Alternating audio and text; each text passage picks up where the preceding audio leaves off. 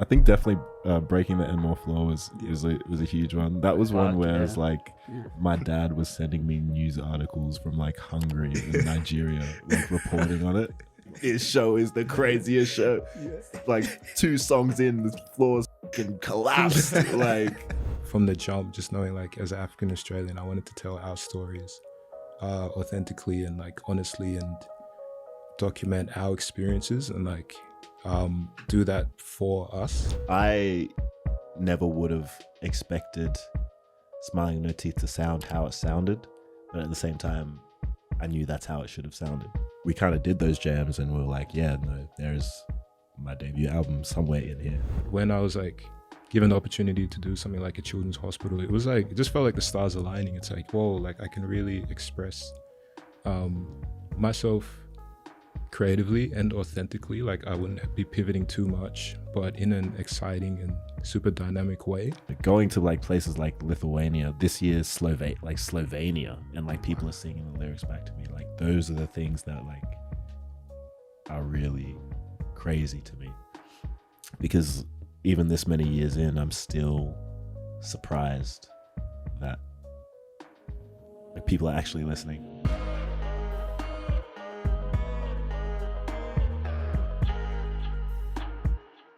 Huge episode today. Got some people I've been wanting to talk to for a long time in the room, so welcome, lads. Thank you. Genesis Owusu Musonga, welcome, lads. Yes, sir. Thank What's you for having going us. on? Big chilling. Christmas shopping and that. Yeah, it's the season. It's the season, and awesome to catch you both in Canberra. It's a tough. You guys are jet setting around the world, so it's a tough ask. But appreciate you taking some time to come have a chat. Yeah. And as we were talking earlier, I've and a lot of people watching have been able to follow both your journey from the very beginning here in Canberra. So it's going to be cool to chat about that and catch up as well. So thank you. Of course. On that note, the sort of 2017, I'll take you both back to then. It was kind of like your first EP, and Musonga, your first show, Art Not Apart. You've kind of had this parallel thing going on with both of your crafts, but very separate as well. But you've collaborated a few times. Take us back to that 2017 era. Quite young, both of you at that time, to be putting on shows and having your work hung up in galleries. So yeah, take us back to that time, both of you. It's interesting how we kind of keep bouncing to and from, because me and Musonga know each other from literally childhood. Literally. But then I don't know when that started, but then we didn't see each other for ages, and then we kind of keep like catching up and then moving in our separate ways and then catching up again. It's so mad, hey, like Both of you bring those mics nice and close so we can hear you at home. But yeah, I'm notorious for this as well. Like I always sit back. you can pull the mic back with you, like it can move kind of anywhere. Yeah. Oh yeah, cool. Yeah, this is mad. But yeah, like I love, like my mom's favorite story is like how when we moved to Canberra in like would have been like 2001, 2002. The very first like family they remember that were like African in the whole city was yours. True. Which is such a wholesome story. Like she was like, oh yeah, as kids, like you just like, which like we were super young, so I don't remember it as well. But like we were watching Dragon Ball Z and like having this similar influences. And I know for me, I actually saw. So I think 2017 was my first art project, but I remember seeing the music pop up. I think it was 2013 when the Answer Brothers, like your very first music video, which I'm pretty sure Nick like directed by yeah.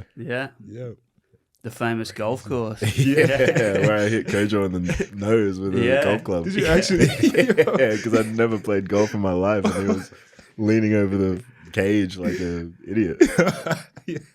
Yeah, we actually talked about that on the very first Mustard Flats episode, which was with your brother Kojo. So yeah, yeah, it's come a long way from then. The production quality of your videos has gone up a little bit too, I think. But yeah.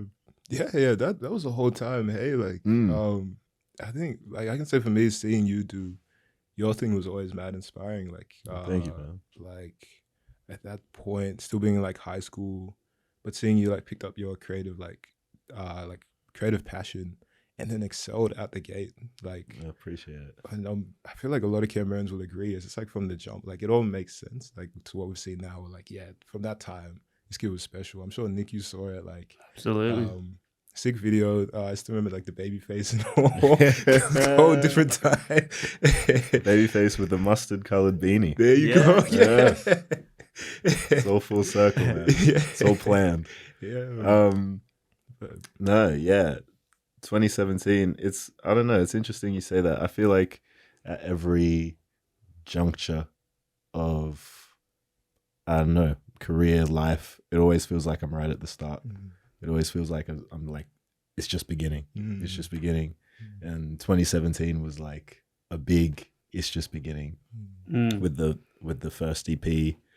I remember it all, you know, I was joking a bit about the mustard colored beanie being planned, but it all kind of is a bit full circle in the way things kind of relate to each other. Because even Car Drive EP, it was so Canberra inspired. Like even the length of time of the EP, like I wanted it to be like 20 something minutes, because every time I took a drive from somewhere, living in Banks, it would take like 20 something minutes to get to wherever I wanted to go. So the Car Drive EP was like literally imbued in these Canberra streets, literally. That's it. But yeah, it always felt like I'm just beginning and I'm just kind of waiting for people to catch on. It still kind of feels like that. But I think it's a good feeling to have. It always feels like the world is still open and exciting and fresh. Yeah. How do you feel like every new show and every new art piece and all that? Definitely the same. Like it is that really interesting thing. It's like no matter how it's like no matter where you get to or how much you've done, you do just feel like you're just starting, or like it's always like, which I love, it's like there's something to prove, or it's like you'll kind of, actually something you told me is like chase the spark, like every time, and something different will spark you and give you that like kind of that childlike wonder where you're like, okay, let me like pursue this, and this is probably something that's pretty new to me. It's like a new challenge, but it's really pushing me now, and I think it's a uniquely Canberra thing as well. Like it's what I've found in my journey, it's a very like DIY city where it's like you won't always have all the resources you need from the jump,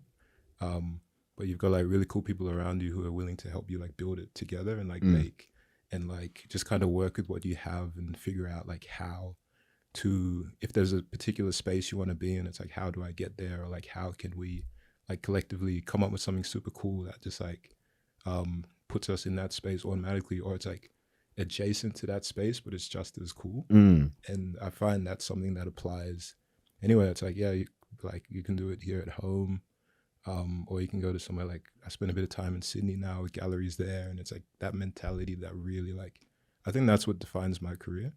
And it's just kind of, I've just been following that trajectory, I'd say. I do feel like when it comes to art in Canberra, I've always felt that like people who do creative stuff in Canberra always feel like from the jump a bit more fleshed out in a sense. Like they kind of, I can understand what they're going for in the identity earlier than I can from people from other places, because if you want to do something here, you got to like really want to do it, because it's like there's not a lot like it's I don't think for a long time it's been a super cultural like hub of the city. Yeah, it's like if you want to do something, you know, especially when we were in high school, if you want to do something, people look at you like you're crazy. Yeah, it's like a bit, you know, it's a bit silly to say you want to be a rapper. Yeah, maybe not so much these days, which is great. Yeah, it's crazy the change. Right? Yeah,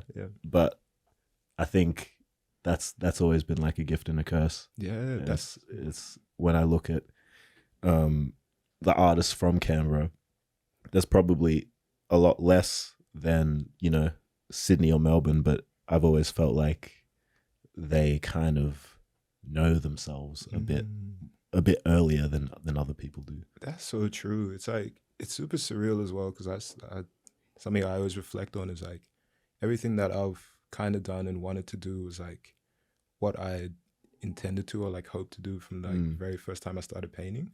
I was like, okay, if I'm gonna start this thing, like I really want it to like eventually lead to where like I'm able to travel, I'm able to almost like build resources for other people as well, like do like workshops and like facilitate and like almost like knowing the places I wanted to take it, the type of person I wanted to be, what that would look like, and it's almost like some of the steps involved, and it's just like following that from the jump. And it's crazy, like in saying it though, when stuff starts to happen, you're like, it still blows your mind. You're like, oh snap, like, like I wanted to do this, and oh, it's happened, and yeah, it's like it's still the most surreal thing ever. But I feel like Canberra just like really fostered that within me as well. Yeah, and I definitely feel like I feel very similarly in that, bringing it back to, you know, that jump off point in 2017, listening to Car Drive EP.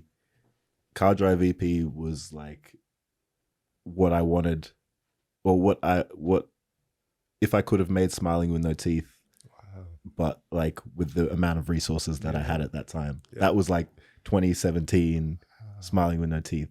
Like I couldn't make Smiling with No Teeth because I didn't have what I had then in 2021. But with the resources I had, that was like the 2017 Smiling with No Teeth. And then 2021 was, you know, the 2021 Struggler. And then like each time, you know, from the jump, I feel like with the narrative, with the shifts in musical styles, it was all kind of there from the start. I feel like I knew what I wanted and who I wanted to be kind of from the start, but with every new, I guess, level you got to, you can define it a bit more, and you know, it's always so clear in my head, but you can kind of make it a bit clearer in everyone else's head. Absolutely. It's like the identity is always there, and then, and you know, the resources just catch up, and it's like telling that same story. And I love that too, because like when you are from Canberra, like Smiling with No Teeth, it makes perfect sense. Like that record makes perfect sense. Oh yeah? Yeah, it's just like, it feels so Canberra. It's like this, like you can hear so many like different influences and like different references that for me like remind me of like super early influences in Canberra. It's like, you know, like tuning into radio, watching TV, and hearing like Gorillaz sounding tracks, and like and like that being an influence, but then also hearing like being exposed to so many different subgenres, especially as a Canberran, like different genres of music, different influences, like Canberra also having this like unique balance of like being a very calm and quiet city, but then there are still pockets of like high energy and like really cool experiences, and like it, for me, it really paints like the perfect picture of like being a Canberran, because it is like all of these contrasts. So yeah, I'm a huge fan. Like, I mean, all albums for sure. But yeah, I still remember hearing Smiling with No Teeth for the first time and just being mind blown. It's like, it felt like somebody had like perfectly told like the story of what it means to be from here. So that's really, well, thank you first off. But yeah, I haven't heard that take before. Wow. So thank you. Well, it's also funny you mentioned that approach to the Canberra way of creating, because another sort of parallel I think you both have is the sort of looking at things, looking at your craft more holistically than just making music or just painting artworks in a gallery. You're both like doing so much more. You're doing the videos, you're doing the design, you're doing the fashion. Where do you think that for both of you came in? Because you both do it, and it's kind of interesting that you're not just a musician or just an artist. You're as you mentioned before, doing the workshops, and we'll talk about the hospital and some of the design stuff. But yeah, where do you think that comes from, both of you? I think for me, expression has always been the goal much more so than just like the narrow medium of music. Music was kind of just the first language I learned to get out that expression. But when I first started making music, when I was in high school, that was also when I started playing around on Photoshop and like editing photos and designing clothes and writing poetry and making up music videos in my mind. Like it all came at the same time. I guess the music was just like the thing that took off. Yeah. But yeah, music was never the end all be all for me. It was always just like this, like you said, like on Rage, watching those Gorillaz music videos or those Daft Punk music videos, and like one week you'd see one and then another week you'd see another, and you can tell they're from the same world because there's the same characters, and there's like that windmill from the Feel Good Inc. music video, and you can tell there's a story, but like because I'm watching it in 2 separate weekends, I can't quite tell what the story is, but there's a whole universe there. It's like that. It's like the goal from the start was like a universe, Absolutely. a whole world.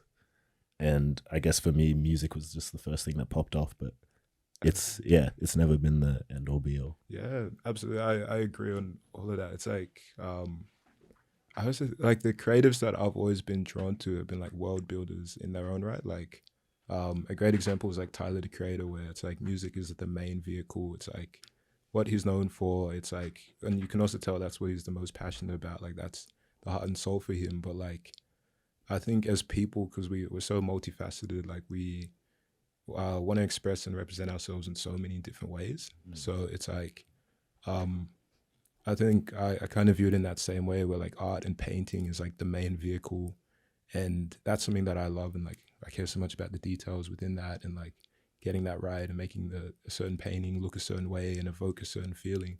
But then it's like the way that I dress and the clothes that I make, I want that to reflect that also. Or like I want to also just like promote like I think for me as well, like art is, and a lot of people will agree, like it's such an exclusive industry. Like it's super hard to get invited to particular galleries or just to feel welcome in those environments. But sometimes it's like that accessible art where it's like you just see what's a good example is like a Tyler, the Creator music video where it's like, okay, this is all art, like from the way he's picked the colors to the way he's like the cadence, his sound, and like even as a kid without access to say a gallery or something, you can just watch this video and that's enough to inspire you and to like spark your interests. So I've always been big on like figuring out ways to take art, which is predominantly like something you find on the gallery walls, which has its own stigmas and own understanding, also wanting to be successful in that regard, which is super separate, but then finding ways to make sure like, oh, okay, it's still accessible to like somebody who just wants inspiration or somebody who just likes my art, for them to still feel like, oh, okay, maybe I can't buy a painting, but I could get a jacket because that looks really cool. Or like, or I could just like collaborate on like a mug, or like make a little like a lamp or something. Like I've got a cool idea, let's like build that. So I think it's a case of like world building and like giving people a fuller understanding of you as as a person as well as a creative. Yeah, So that's it.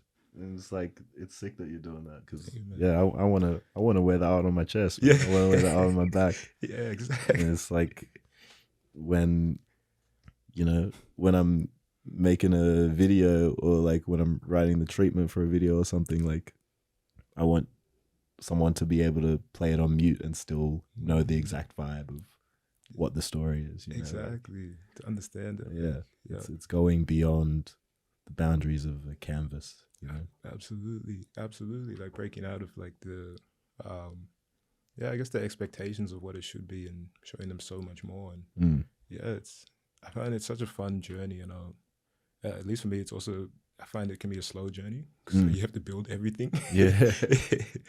But it's a very rewarding one as well. Yeah. I think also like, for me personally, it's never really been about being good. I think there's a reason the music popped off more so than, I don't know, like the Photoshop or something, because I was better at music than I was at I feel Photoshop. that, But yeah. that never really mattered. Like even when I'm making music, my measure of like my best song isn't like what is technically, you know, the most sonically pleasing, but it's like that's the one that I haven't heard anyone else try to do before, or like what I haven't tried to do before. So yeah, it's for me, being good isn't even in the picture when I'm trying to do it. Like I'm just trying to keep myself interested and trying to, you know, like you mentioned, chase that spark. I think childlike wonder is like the most powerful thing in the world.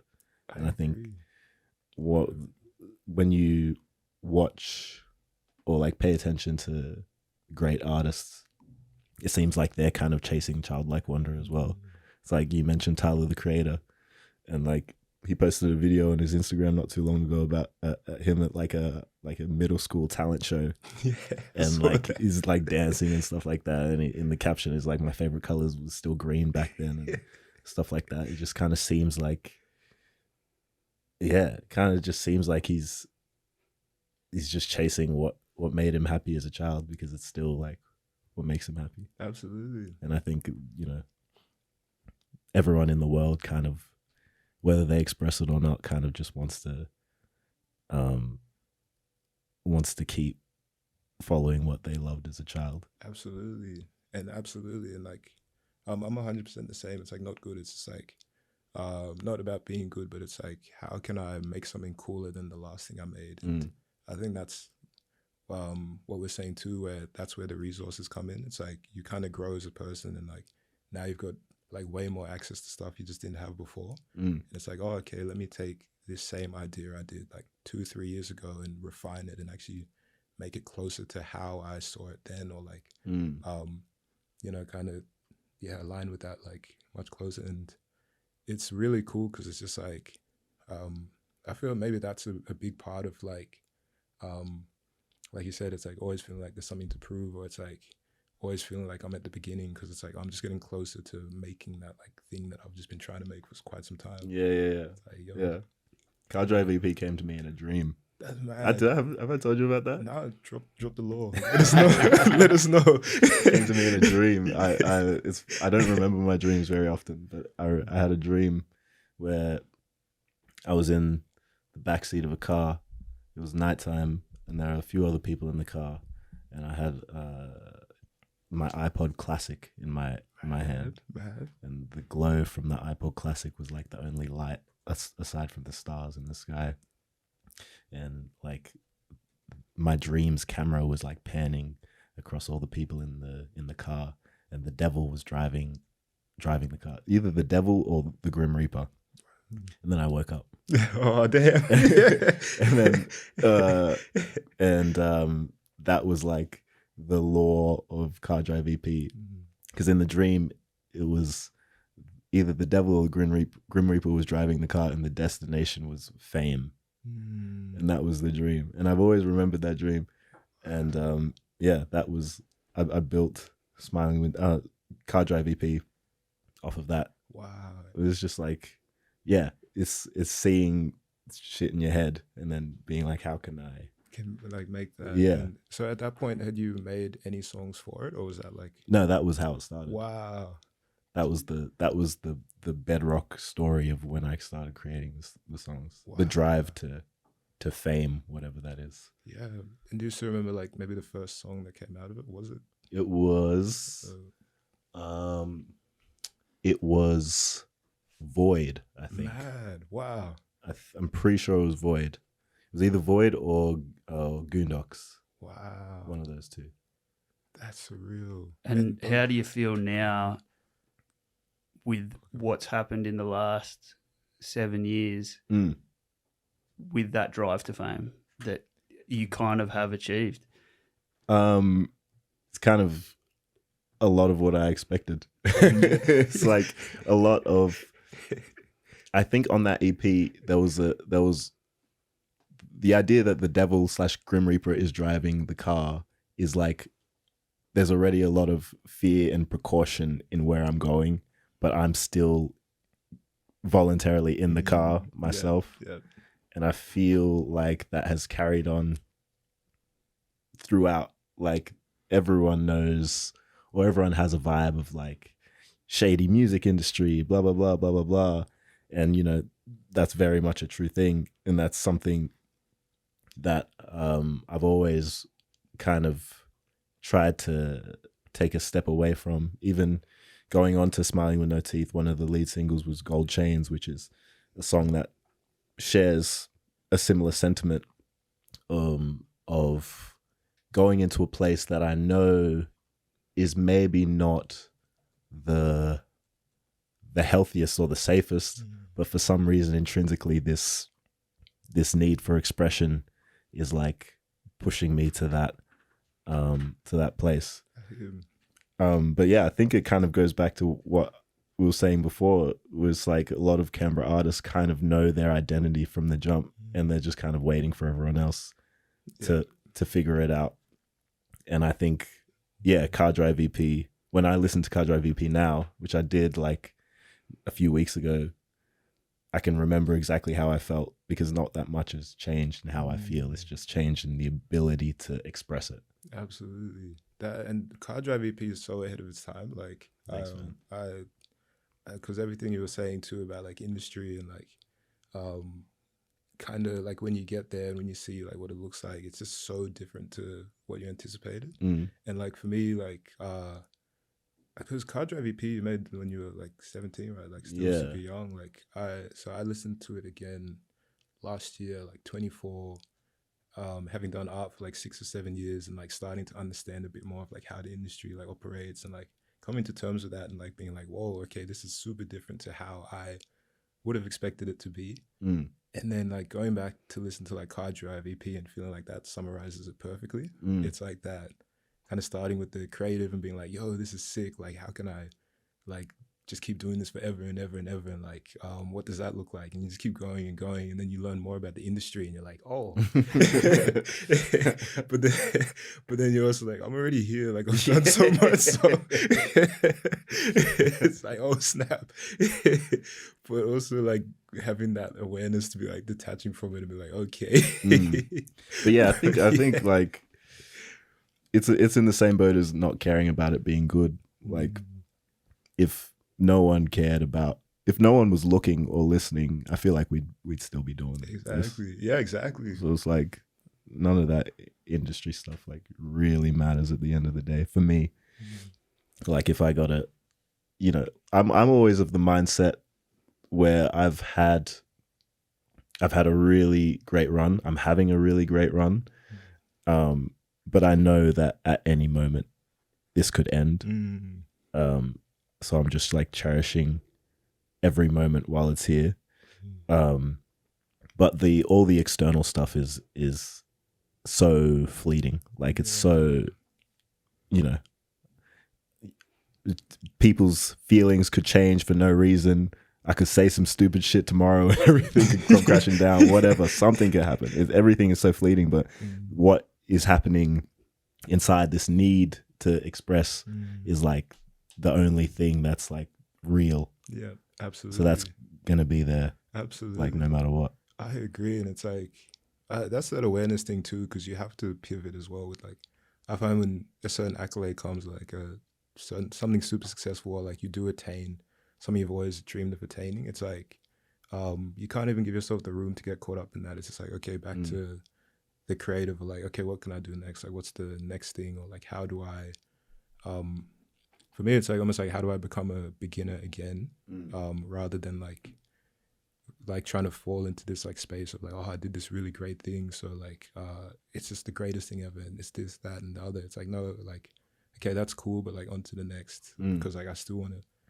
I guess it's that I guess being aware enough to not get caught up in it in a way. How, it's just like, is that easy for you? Is that hard? It's like, yeah, it's super easy in that like well, not super easy. That's that's a very strong word. It's what I say. It's actually quite difficult. No, it's like knowing like I think for me, even like stepping into visual art, like from the jump, just knowing like as an African Australian, I wanted to tell our stories authentically and like honestly, and document our experiences, and like do that for us in the sense that like we have so many cool friends coming up in like the music space, the DJing space, photography, fashion, really expressing like our experiences like in the early 2000s in Australia, what that means for us. And the industry is kind of like understanding that and like paying attention to that, and just realizing like, okay, the art world is super exclusive. Like that's not necessarily a space where they even are talking about what we're doing or like really championing this like changing culture, because Australia is changing like before our eyes.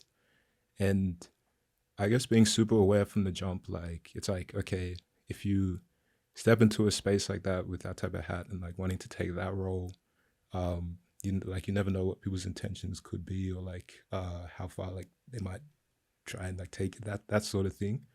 So just being aware, like there are certain like rabbit holes which would just be like, it's like, yeah, if you continue down that path, it's probably not in the best interest of like your original intention.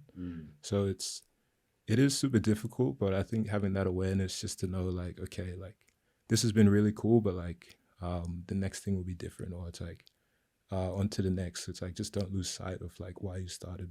Yeah. That's extremely important. I think that's like one of the most vital things any creative, any like self-employed person in general, like knowing why you're doing something, knowing your own definition of success as well, and continually reminding yourself of that, because every step you go and every new set of eyes that's on you, the outside voices get louder and louder, and they start trying to put on their idea of success and why they think you should be doing it.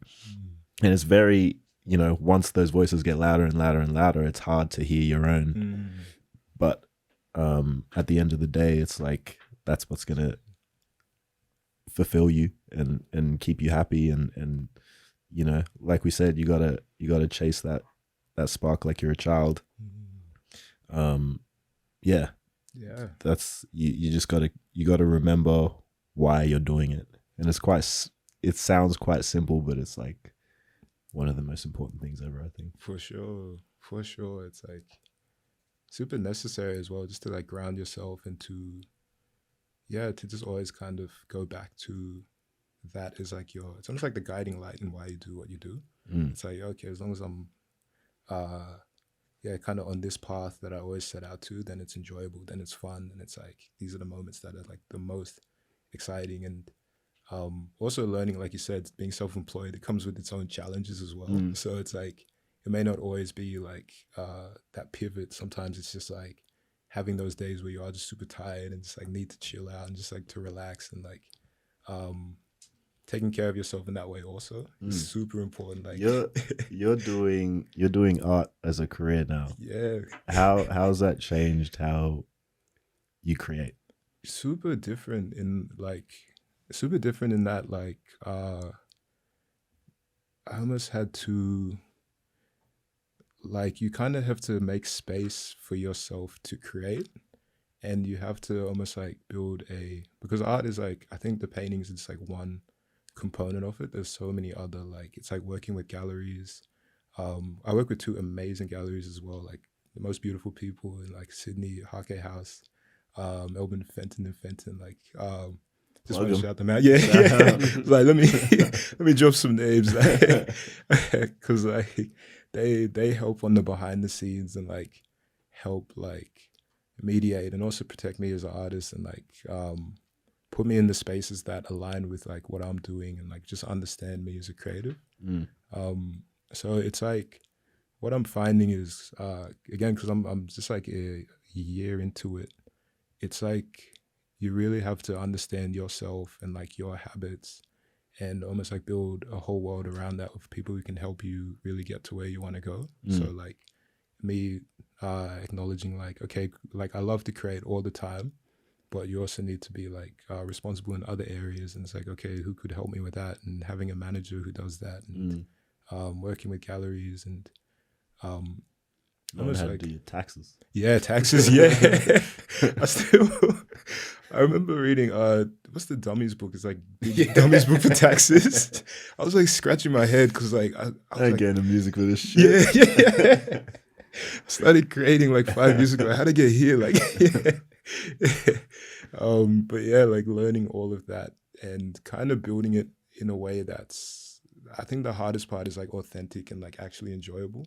It's like, okay, figuring out the right outlets to do certain things and yeah, build it in a way where there's no stress on me to actually create. So if I want to stand in front of the canvas, I'm not worried about like how much the canvas costs or like where I need to be next or like what goes next. It's like being organized enough that the creative is just like what's the word, like kind of like influenced by anything else. And I think that's very hard to do. It's like you really have to take care of yourself first and then yeah, make room for the art from there.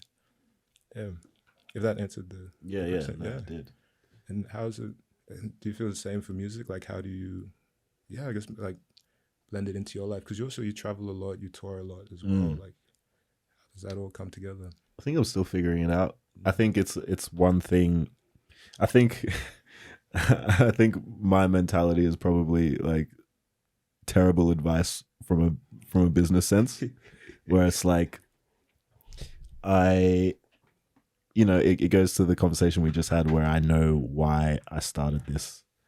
And I think I have an avenue right now where if I take it a certain way, it's like could be very profitable and very great for me and everyone on my team.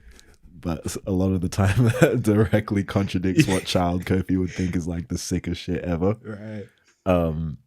So like I'm kind of just taking it day by day. Like I'm talking to my business managers and stuff like that, and I'm learning the ins and outs of all my, all the numbers game. Yeah. But like, there's something in me that's like, yeah, that melody sounds really cool, but what if it didn't? What if it sounded super jarring and like nails on a chalkboard? Wouldn't that be interesting?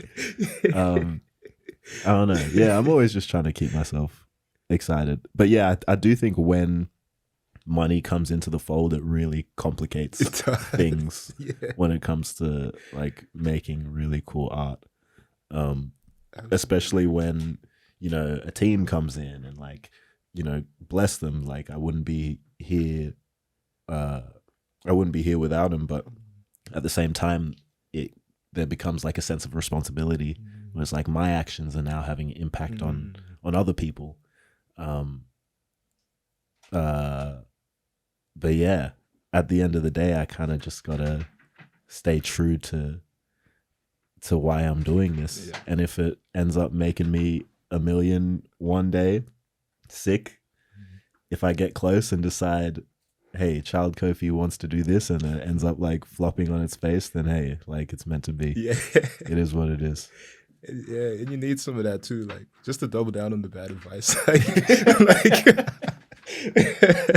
Yeah, sometimes you just like something's right, but you're like, let me just do the other thing. Like, let me see how this goes. Like, but like so much of the time that is right as well. It is because like no one would have told Tyler the Creator to eat that cockroach. Exactly right. Right. No one would have told him to put an upside down cross on his forehead. Right. No one would have, like absolutely. It's always the most obvious thing when someone finally does it. Yeah, absolutely. So hey, maybe that Nails on the Chalkboard song turns out to be a huge hit. Like. Well, it seems to be working for you. So I don't know if I would change much. But another one of those parallels between the two of you is and perhaps what you were saying about your approaches of you've put out 2 albums and kind of taken your time, it seems, with those 2 albums. And Musonga, you've done 2 solo shows, so you've also taken your time. How hard was it or what was the strategy? Was there thinking behind that, or is that just how it kind of happened for both of you? Or was it kind of like, no, I'm going to build and do it properly? Yeah.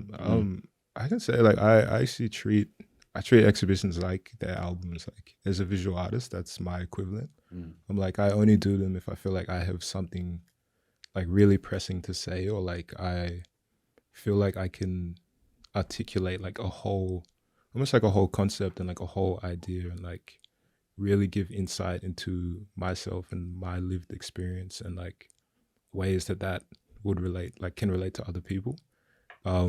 So I'm like, I actually spend like a lot of time between them, which is pretty uncommon, I find, in the visual art space. Like it's more common to see an artist having like maybe three exhibitions a year at least, or like, yeah, so per year. So like every 3 or 4 years, they've got like maybe 12 exhibitions under their belt. Whereas like I did one in 2019 at the Nishi, and then waited 4 years until Hake, and then, you know, because that's when I felt like I had something to say. I'd had all these life experiences, and like that was like, in that way, it was like my album. Each painting was like a song. It's like that moment in my life. So yeah, that's the way I approach it. But I feel the exact same way, and I feel like it reflects us as people outside of the art as well. I think we're both very soft-spoken, you know, pretty quiet people. Only really speak when we have something to say. Yep. And that's how I go about the music as well. I used to think I was doing it wrong, because like I'd watch like documentaries or whatever of a lot of my favorite artists, and they were like, yeah man, in the studio till 5 a.m. like blah blah blah, cooking. I tried that. I hated it. I hated it. Get me out of the studio at 7 p.m. sharp. Like I'm having dinner, I'm going to sleep. Like someone asked me the other day, you know, album coming out next year? I'm like, yeah, probably. And that really tickled him, because like I was very nonchalant about it. But you know, the fact is, it's like it's ready when it's ready. Yeah, I've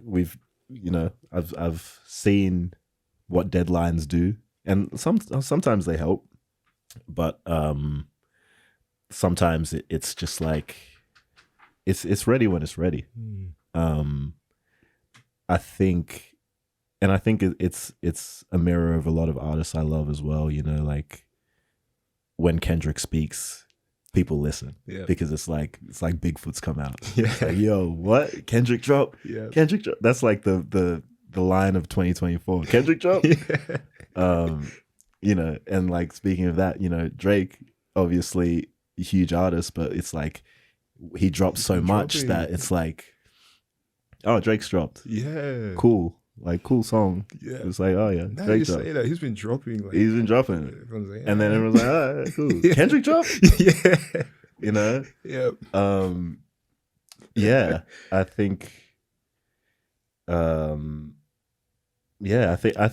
I think there's also just a certain way that's expected of you to promote yourself and to build, and you know, to always be in the, you know, the eye of the people.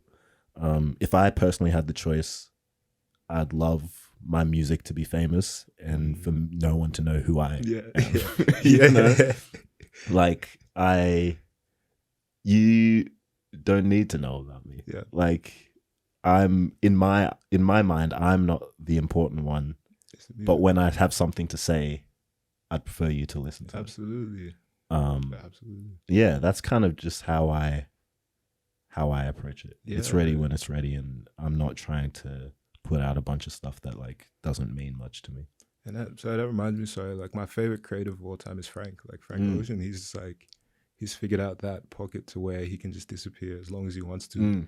And then when he's ready, he'll come back with the music. But people are like willing to wait, and they understand that of him. And like it's like, and people just don't see him. Like you might see him on a bike once every 3-4 years. Yeah. You know what? I've never seen so many people listen to flutes until Andre came back. Right. You know, because he's been gone for so long. When he comes back, people are gonna listen. Yeah. If he was dropping, you know, every month, and he came out with some flutes, people would be like, yo, what? Yeah, what's he on now? Yeah, but like when Andre, the 3000, finally comes back, he's playing some flutes, you're going to listen to some damn flutes. Yeah. You know? So we got some flutes on the next album. Maybe keep your lips zipped. Mustard Flats exclusive. Instrumental flute album. Take two. Take the words. Speaking of the music, I wanted to ask you about the Avengers you assembled for Smiling with No Teeth, and how that formed in a way. Like, how did that all come together? And was that part of the plan when you were thinking about that Car Drive EP as well? Like, then the next one's going to be like done this way, or was that it's like a natural thing kind of just popped up? Yes and no. In that, I think I always have been ready to just do anything that people don't expect of me. Whether that's, in the way I speak, the way I dress, the music I make. And I think I never would have expected Smiling No Teeth to sound how it sounded, but at the same time, I knew that's how it should have sounded. I knew conceptually it should be, breaking all kinds of musical boundaries, should be going in all kinds of different directions, but actually thinking about what that actually looked and felt and sounded like, I had no idea, which is the best way to do it. Like, I should be surprised first and foremost. I should be entertained and kept on my toes first and foremost. In regards to how it physically came out, and even how that came to be, I hadn't met literally any of the players until the day we started making that album. Wow. Except for my manager, obviously, who was on keys. He was playing keys all over that album. And it was kind of like a conversation I had with him where I was like, in the same sense where it's like, I need to be entertained. I need to be kept on my feet. I told him, like, just do something to keep me on my toes. Throw me in the deep end. And I want to work with a band. My manager, his name's Andrew Clipple. He's been in the industry for a while, so he has a lot of good connections with musicians and stuff like that. He's also a classically trained jazz pianist. So he brought me up to Sydney one day, and he took me to this studio in Tamarama. The studio was maybe like the size of a bedroom. And in it was Kieran J. Callanan, Touch Sensitive, him, Andrew Clipple, and Julian Sudek. And that was the day we started making Smiling with No Teeth. Wow. Damn. And you met in that room, yeah. I met in that room. Also met Kieran that same day, and pretty sure saw him naked that same day. he did like half of that session almost naked in chainmail. So, that really comes through in the album. Yeah, you can really hear that. Yeah. Wow. And were you expecting to go into that session and we're writing an album, or was it like, let's just see what happens, and then oh shit, like bangers here? It was like, pretty much. It was kind of half and half. It was like, I think we were working towards something, but it was very oh shit. It was very like, oh, this is pretty crazy. And like the album itself took maybe, like, if I accumulated all the time, it took about a year, but all of the music was done in 5 days of jamming. Wow. Those jam sessions, we did maybe like 2 the first time, and then took a little bit of time, and then did another 2, and then so on. But add up all the days, it was 5 days of jamming, and that's where all the music on the album comes from. And plus more. So we kind of did those jams, and we were like, there's my debut album somewhere in here. Yeah. And we would record for like 7 to 10 hours a day, and I would get the recordings in MP3 files of the 10 hours. So I'd listen to the whole 10 hours and then like write down the timestamps where like the cool music was. And then from there, I'd like chop out that timestamp and then start writing to it. Wow. Musically, I had no idea what was going to happen. Thematically, I already had an idea of what I wanted Smiling with No Teeth to be, and the topics I wanted to broach on it. But musically, I was like thrown into the deep end as I wished for. Yeah. I actually wanted to ask, do you remember how that experience was? Like knowing it's your first like your debut album. Where do you remember feeling like excited? Was it like At which point? yeah, that's the thing. Like maybe I'd say like just kind of leading into it at first, like having the idea, like bring a band together. Did you kind of know what it would be about? I mean, so we had the idea to make a debut album maybe in 2018. And originally that was when I went to LA for the first time, and I was working with Callum Connor, who's the producer for the Free Nationals. Crazy. And he produced like What You're Trying to Do with the Team, Good Times. And originally the plan was to go in with him and possibly come out with the makings of an album. And those sessions were really cool, but we ended up just sticking with those singles. So the idea of an album was kind of floating around, but also at the same time, coming from such a hip hop foundation in that sense, I thought it was way too early for me to drop an album. Like in the hip hop world, that in that era, you know, you drop a few mixtapes on datpiff.com. Right. You'd get a bunch of media press, and then everyone was already like waiting when you drop your debut album. And by the time you drop your debut album, you'd already like blown up and stuff like that. So that was kind of like my mentality. But at the same time, I was like, oh, Andrew's like, you want to make an album? I was like, yeah, let's make an album. So yeah, it was, I think in a lot of senses, yeah, I was just kind of thrown into the deep end, and I was kind of just, someone presented me with an opportunity. I was like, yeah, fuck it, why not? Yeah. That's still how I operate a lot of the time. I was like, yeah, fuck it, why not? Yeah, so in a sense, it was very different to like the hip hop way of doing it of that time. But it was really cool in that when it released, people weren't waiting for it and they weren't expecting it, but that just made it hit even harder. Yep. And that's the first time I really got eyes on me globally as well. Like people in America were turning heads like, who the fuck is this guy? Like, how did he just come out of nowhere with this? But like in actuality, like I've been waiting since Can't Drive EP, man. Yeah. It's not out of nowhere. Like 100%.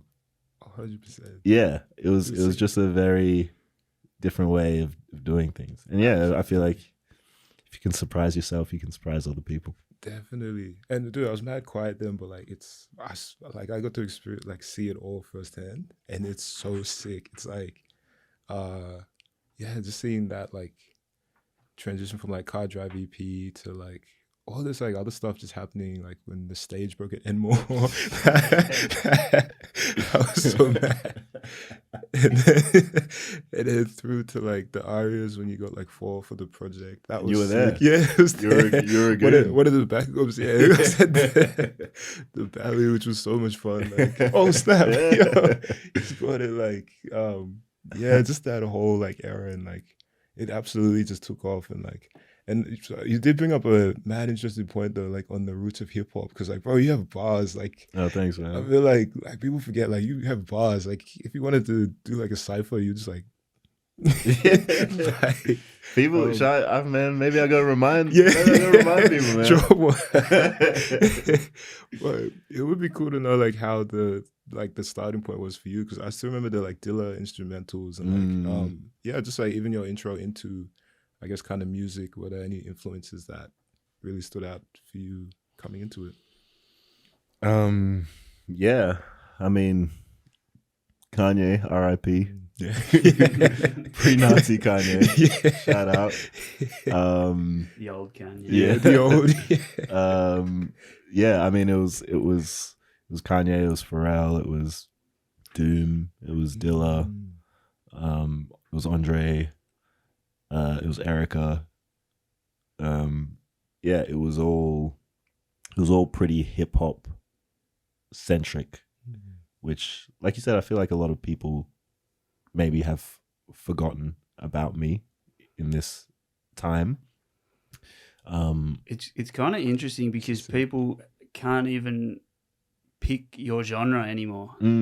People like, which is kind of showing that it's something different.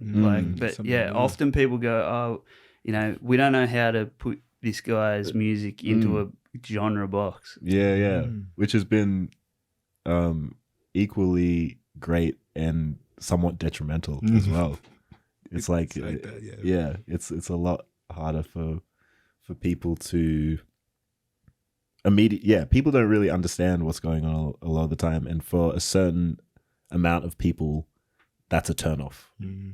And especially like if you can't fit neatly into a category for a playlist or an award show or something like that, that can actually be detrimental to the progression of the career. But at the same time, it's like,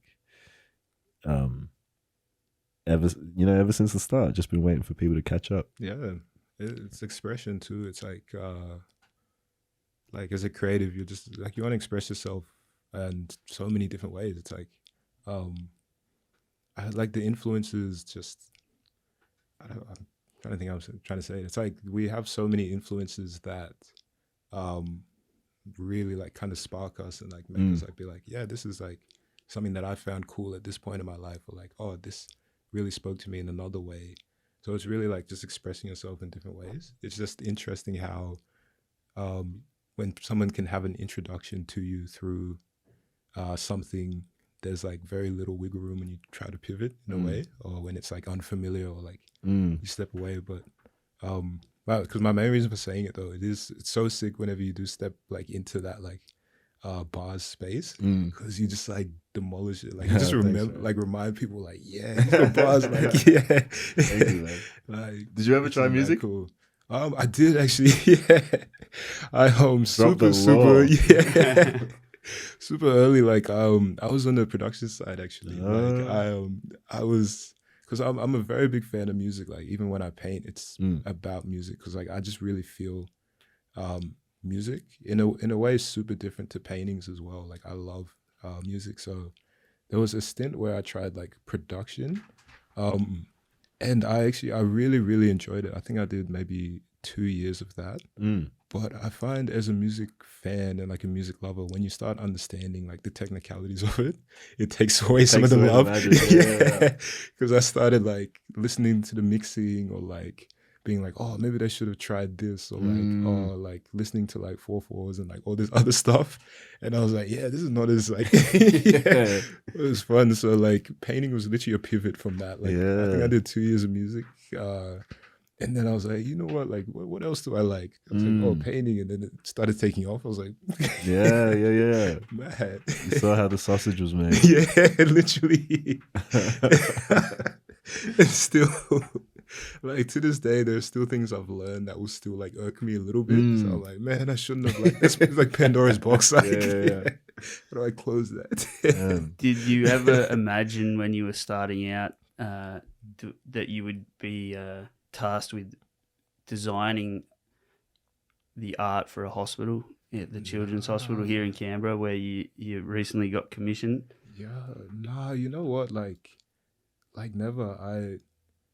I think when I started, I'd always imagined like the magnitude of things that I wanted to do, but like the type of work I make is super niche as well. Like it kind of exists within its own world, so there's only so many like public settings that it really translates well and makes sense.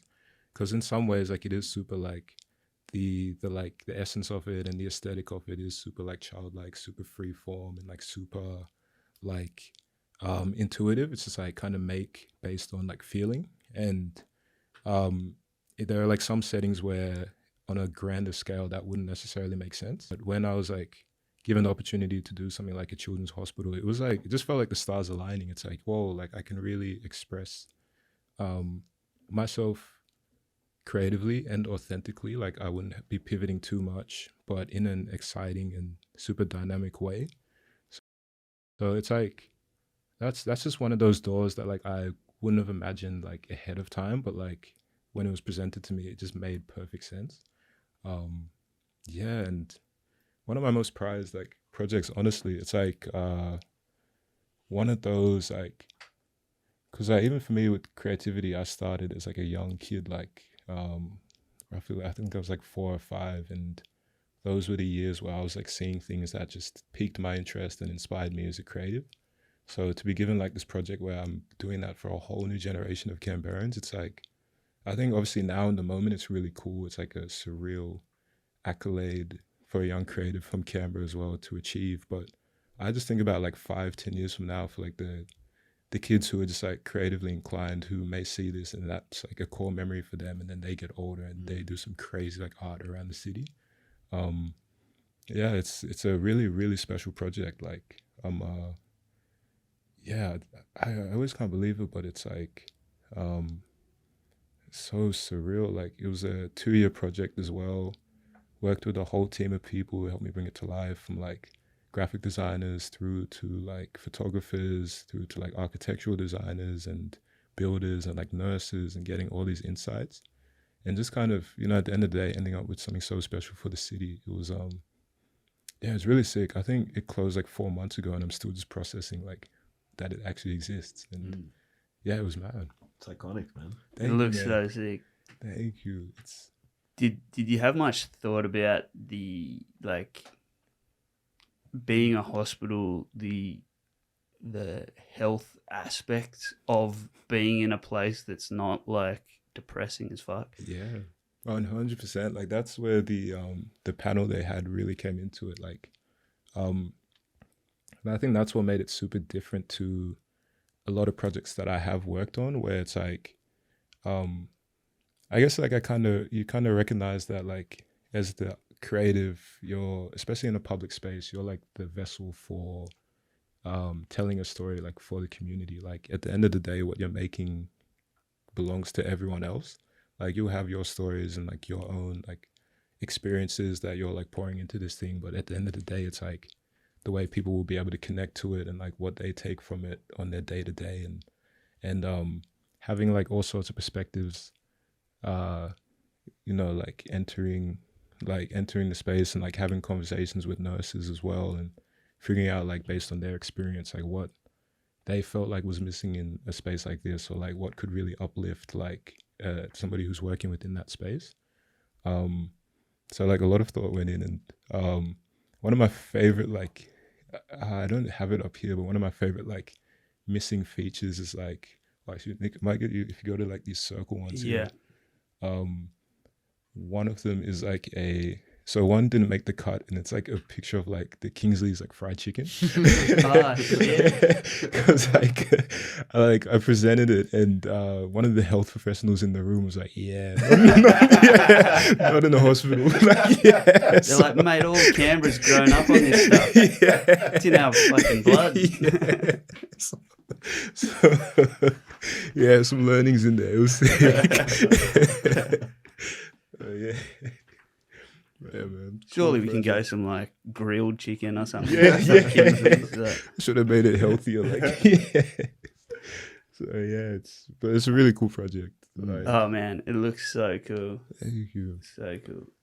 And it's just sort of one of those things you'd never expect to come across your desk. Like, absolutely, dude. They called me like the process is so surreal. Like the way those things work is like they'll have like portfolios of like over 100 artists, and like the panel will sit and pick their top 3, and then the top 3 are the only people who get like contacted, so no one knows like this is going down, and they'll just call you out of the blue to say like, yeah, you've been selected in the top 3 for the Canberra Hospital, and like, you know, you're like answering it like, is this a prank call? Like, who's like, what's this? And yeah, super rare. And like all the artists that I've always looked up to, even in like New York and America, like these are things that they did super late and like established in their career.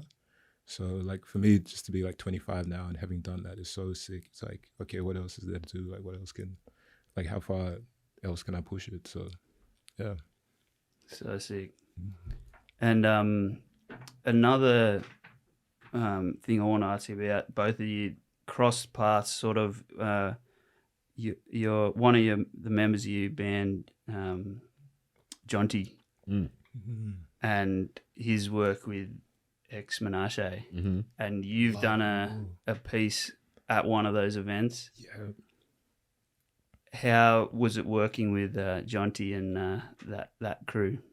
I love those guys. Like, Yeah, man. yeah, they make you feel so at home, so comfortable. Like, and they're so talented. Like, I love when you see their shows, like just how organic it is, and um, the way that they all understand each other, and like everything that they're building is just so beautiful. Like, um, being a part of it as well, like because their whole like process is super intuitive, which really just matches and aligns with like me painting because like my process is intuitive as well. Um, but I feel like you've worked with Jonty and like both of them for like a long time. So And when we linked up in London. yeah, not that long ago, yeah. at one of Menashe's shows, and he got me up to spit a few of those bars that people Oh, aren't shit. hearing. It was sick. Yeah, just it was like Off the, like yeah. jazz style. Yeah, like, yeah. It was this little venue that was like the basement of like an Easy Mart type thing. So it's like you have to walk through this Easy Mart like candy store type thing, and like damn near have secret knock on the door into the basement. And Musonga was there. I just happened to be there. He was doing a residency. Oh, you And were both there in we're London. both there. London, Yeah. Yeah. We just keep connected, man. Yeah. Yeah, but yeah, no, all of those guys are extremely talented. Jonty is probably like the kindest person I've ever met in my life, like an actual angel, like a sweetheart, but then also like one of the most talented musicians ever. And it's like people will, you'll see him walk down the street and he's like so unassuming, but then like the craziest people will sing his praises. Like there's videos of like Tyler the Creator and Earl Sweatshirt like geeking over Jonty. Really? I didn't know that. Yeah. That's mad. He's signed to Stone's Throw right now. Yep. So like the people who know like know. But like yeah, if you just saw him, he's just like a giggly, like he's like a sweetheart. And yeah, like Menashe. I'm pretty sure the first time I ever met Menashe was one of the first ever times that me and the Black Dog Band played. Wow. It was like just coming out of COVID times. And it was right before Smiling With No Teeth came out, and we were playing Smiling With No Teeth before anyone had heard it in Mary's Underground in Sydney. Just coming out of COVID, so it was still like sit down, like 50 capacity-ish. And we were doing 7 shows in a row, matinee and late night. We did a matinee and late night for 3 nights in a row, and then another late night. And he was there, and Menashe was there in the crowd, and Jonty was with me on stage. And I dapped him up and he started talking to me, and he was like, "Yo, how do you start?" Right. And I'm like, "Yo, just jam." Yeah. Wow. And now and now like watching him, I don't maybe he thought of jamming before. I don't want to like do that, but like watching him take the art form of jamming and like almost like revolutionize it. But for those who don't know about X Menashe, he's an incredible young artist who hasn't dropped a single thing yet. Yeah. But he has so much like buzz around him because he's just been doing these jam sessions where every show is completely different from the next. Sometimes he'll have a trio with him. Sometimes, in London he had a cello player and a violinist. Often he'll have painters paint while he's playing, which Musonga has done. And yeah, he just jams. So it was crazy to, because obviously I didn't know who he was when we were talking at that show, but like I connected the dots a few years later, and it's crazy to just see how, I guess, the lineage is traveling and how it's all such a small world, I guess. Absolutely. You, me, him, Jonty, probably like 10 other people. Linked in so many different ways. Yeah, just connecting, and I love that about Menashe's story too. Like there was, because he's been around like creatives for so long as well. Like there was a long like period where he was just like he'll be hanging around, he'd do some modeling for brands, and like he'll just be like everyone knew him. They're like, yeah, like this is Menashe, is super cool. And then he kind of popped out with the jams, and then like they just took off immediately, and like people were introduced to the music instantly. And exactly like you said, it's like he hasn't released a song, but he's built so much traction in Australia.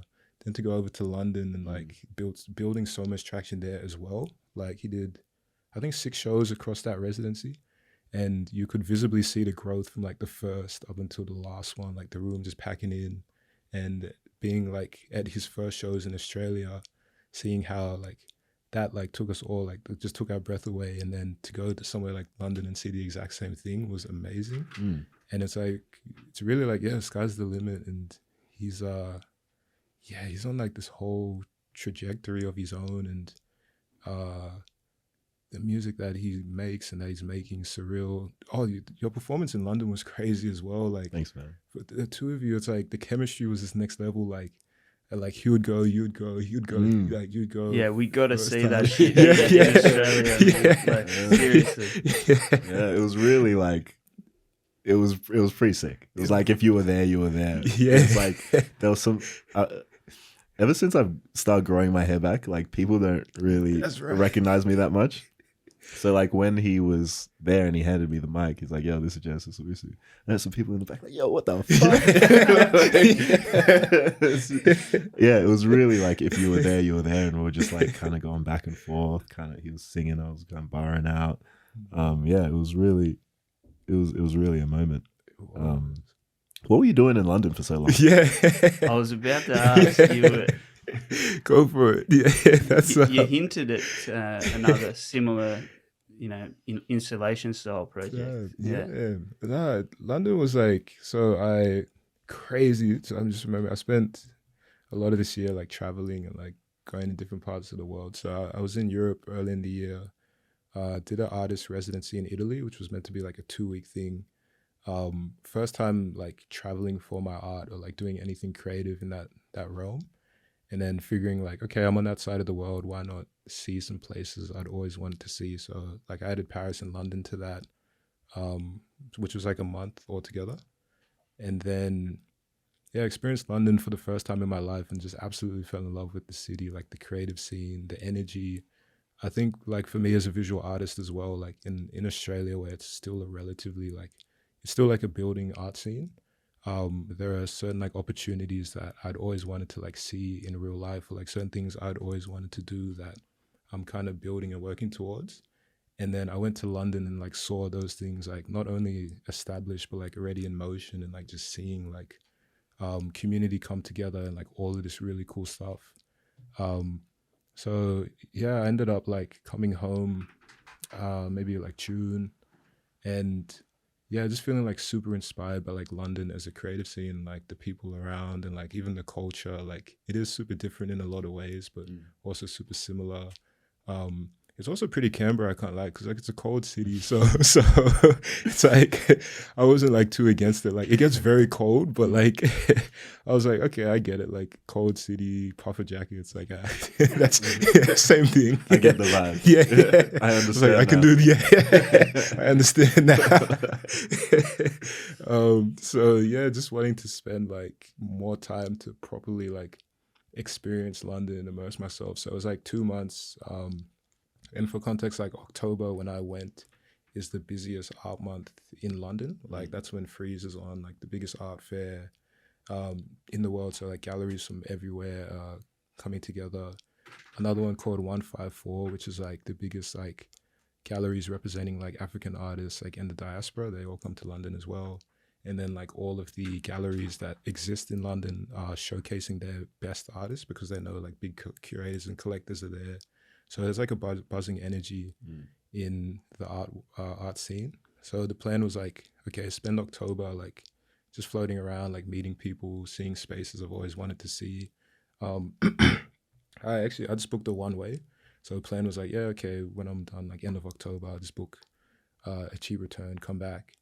And then just started building community and like meeting people, and ended up extending that to like, I think 2 months. And then, yeah, stuff was just popping up. Like, Menashe just hit me up when I'm there. He's like, oh, dude, a London show just got, like, booked. Like, they had, like, 4 days to pull all of it together as well. Like, they, like, got the opportunity. They're just like, yeah, we're sending it. So just, like, happening to be in London at the same time. And all sorts of Australians were floating around, too. So it was sick, like, exploring the city of London together. Like, I became, like... I know it was only 2 months, but you become super Londoner, like just picking up the slang and like I understand the tube so well. Like I'm such like like I love tube. Like that's like me now. I'm like I love tube. I love tube. Yeah, clip that. Yeah, That's a t-shirt right there.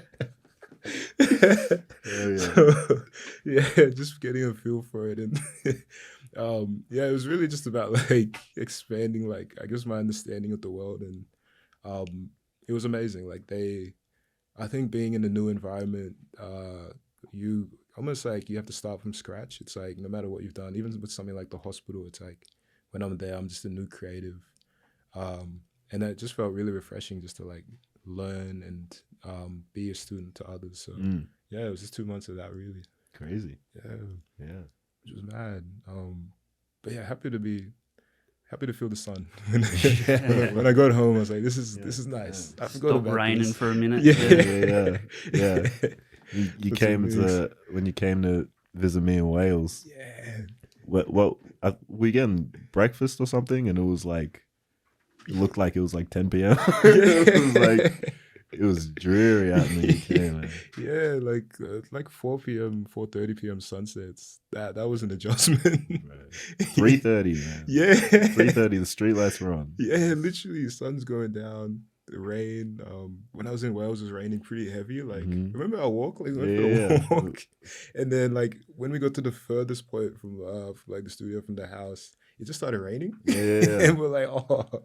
It was supposed to be good that day. It was like a sunny day. That's their good. Yeah. It's crazy. Yeah. How'd you find the church? Mad. That was mad. Yeah.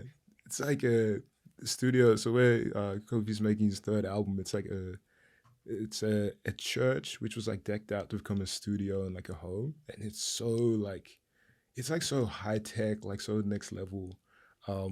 But then it's inside a church. Like, I've been hiding out in Wales for like, I think accumulatively like 2 months or something like that. Yeah. Making album 3. Exclusive. And why Wales? Just I know a guy. I know a guy who bought a church. No, I've been working with a producer. His name's Dan Hume. Originally a Kiwi guy, and then moved to Australia, then moved to LA, and he's been moving about, but ended up marrying a really wonderful Welsh lady, and then ended up in Wales. Bought a church, and he lives in the bottom floor of the church. He built a studio in the middle, and then built an apartment up top. So for 2 months, I was staying up top. He was staying in the bottom, and every day at like 10 a.m. we meet and go to the studio and work for hours and hours on end. And it was in a small town called Barry, about 10K population, real small town living. Yeah, and I was just hiding out there for 2 months. Got a lot of cool songs cooking. Yeah, Mustard Flats exclusive. Yeah. How do you feel like that influenced music? I've heard some of it, but like, do you feel like it's? I feel like there's some UK isms in there. Nah. I love tubes coming in the next song. First single. True. No, I feel like I can hear the environment in it, in a lot of senses. I also think the really terrible weather was made us more productive as well. It makes you look in. Yeah, because there's like nowhere to go. But yeah, no, it was pretty crazy. It's definitely a pretty interesting vibe making an album in a old church. Tap into some new shit. But yeah, I don't know. I think it was just another. Fuck it, why not? Yeah. You want to go to Wales and make music in a church? Fuck it, why not?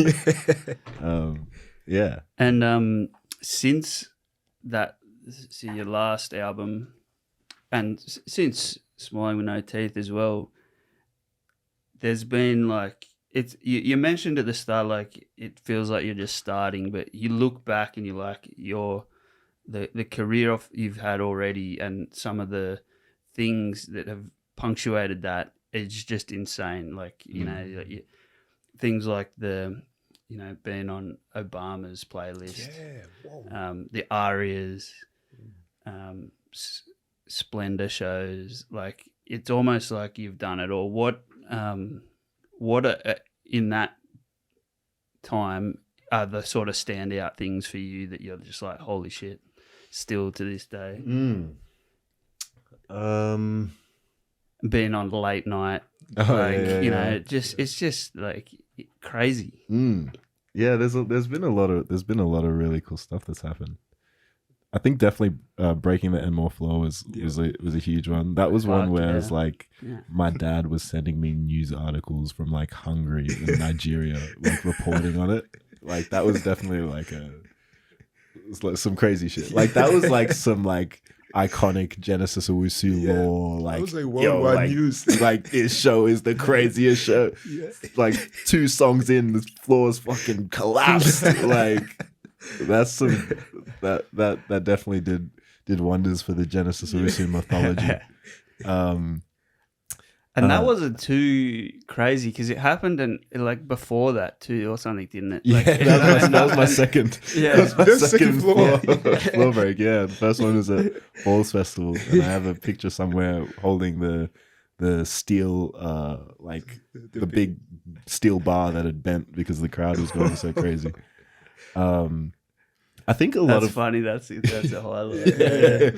Absolutely is. I think a lot of my personal highlights are just like when I've gone to a new like it's the Obama shit is cool, the late night shit is cool, but it's like when I personally connect with a lot of people who personally connect with me. Like the fact that the crowd was so crazy that we broke the floor twice. Like another one was my first time playing in Lithuania, and people were singing my lyrics back to me. Wow! I was playing in a prison in Lithuania. Really? That's another crazy one. I was playing in a prison in Lithuania. That's mad. Did they have like tour posters and stuff? Or yeah, it was like it was a festival. It was a festival. It would have been what 20? I think it was 2022. And I think it only stopped being a prison in like 2019 or something like that. Pretty crazy lineup. That's mad. But yeah, going to like places like Lithuania, this year's Slovenia, and like people are singing the lyrics back to me. Like those are the things that like are really crazy to me. Because even this many years in, I'm still surprised that like people are actually listening. I think maybe like when things really started for me was probably like Smiling with No Teeth, and because of like the COVID era of that, so much of that was very disconnected. Like I was seeing so many achievements run by on my phone instead of being there in person. And I think because of that, because maybe I wasn't there for like the quote unquote start of it, it still feels quite disconnected. Like even when someone will notice me on the street, like I'm like as surprised as they are that they've like that they know who I am.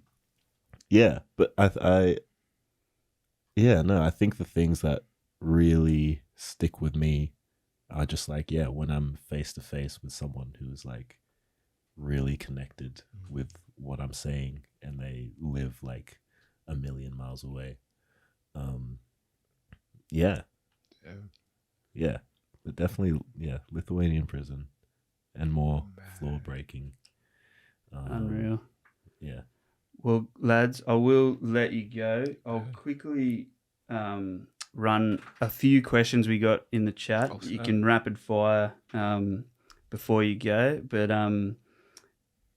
we've got one from Gucci Gameboy. Oh, that's my brother. The Don. What was it like coming up at a time where there weren't many local influences to look up to? Interesting. Like, I think, great question. Like, for me, especially in the art space, when I was starting, like, I didn't know anyone, but actually through you, I was put onto Luke Chiswell, my favorite, still my favorite artist of all time. Like, also from like Canberra, out in New South Wales. Like, he was the first person I saw that really like took like art beyond just like the gallery walls. Like, he was just doing really cool stuff. He was doing fashion. He was like pivoting his style like seamlessly, but still making it look so sick.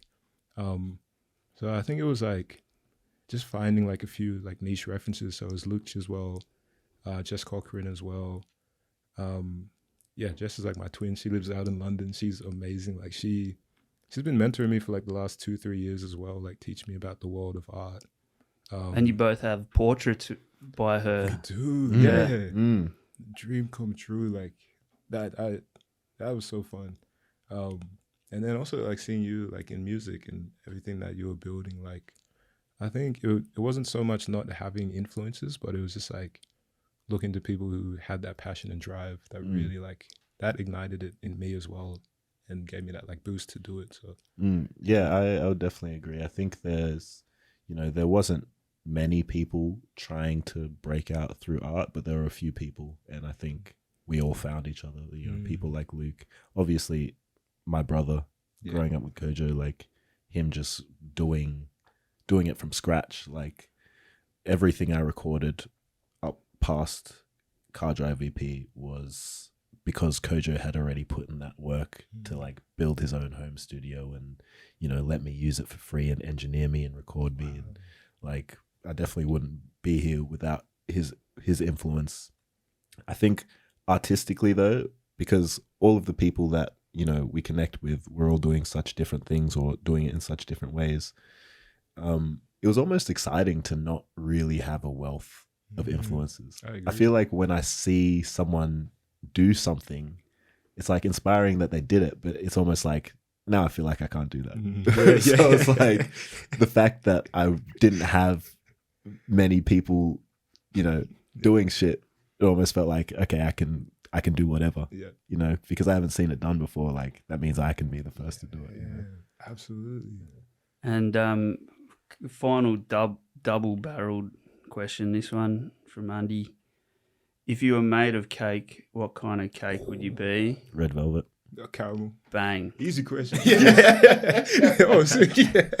And outside of your art and music craft, and being we're coming to the end of the year, outside of your art and craft, is there something that you have achieved this year that you're most proud of? Outside of the music and the art. I learned how to swim this year. Yes. And I've been learning French. I did my first translating jobs the other day. Bullshit. Yeah. You're good enough at French to be able to do translating jobs. She say? She say? Très bien. Très bien. Oui, je prends le français depuis probablement un an et demi. Et oui. So now that you can swim, où est la piscine? Been going to the ANU one, doing lessons there. Hell yeah. That's awesome.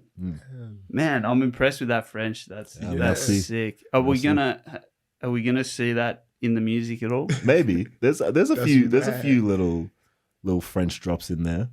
But yeah, I've discovered a new passion for language learning. First French. That's impressive. Hit Japanese next. Yeah, plug the Duolingo, like bro. All of Duolingo, man. My streak is crazy. My stats are crazy. Don't play with me. Don't play with me on Duolingo, man. That's unreal. And thank you so much, lads. Awesome to have you. Look, we know the church third album's coming. What about you? For the next, what's coming up? Yeah, in the coming year, it's figuring out how to do like more travel, as well. Like, there's some art fairs that I really want to see. Doing more like doing more paintings, stepping more into like different realms of painting as well, portraiture. Really just like chasing the creative spark. I think this year was a lot of exploring and learning, and then next year is like really just setting a foundation for what that looks like in the years to come. So yeah, I'll be sharing. Unreal. Can't wait to see what you both are sharing, because can't wait. It's going to be awesome, I know. But yeah, thank you so much for popping in to the flats. Great way to end the year with the final episode. So thank you, lads. Yeah, thanks for having us. Cheers. And thank you, everyone, for watching. We'll see you next time.